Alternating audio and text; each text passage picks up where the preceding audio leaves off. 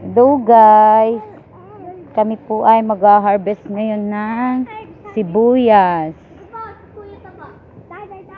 Ito po, ito ang aming sibuyasan. At ang tanim na mani ng aking ama.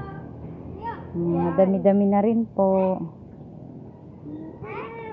Yan po ang sibuyas. Yan, kunin mo yung mga nakaultaw. Ayun, ang laki. Ayun. Pakita mo ang ating sibuyas. Ayan po, fresh na fresh. Ayan po si Kiro, ang batang bagong turok. At nakagat ng aso. Sinalaw kasi ang dog. Ngayon, pagayong pa. Yan po, mangunguha si ating mga sibuyas. Ito binis oh, ang laki. Sibuyas. Ayun, doon na lang. Doon na lang. Sa maliliit. Ito, walang nababawas pa, oh. Dali, doon.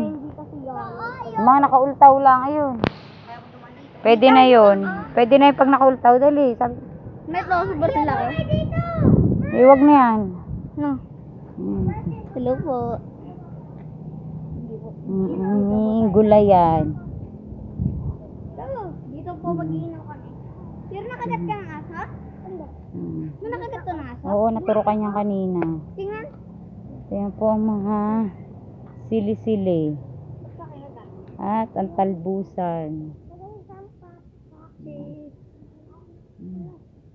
Po ang aming munting taniman. Jiro! Kaway ikaw! Hi! Ang aming bebe. Mabuti kuya. At si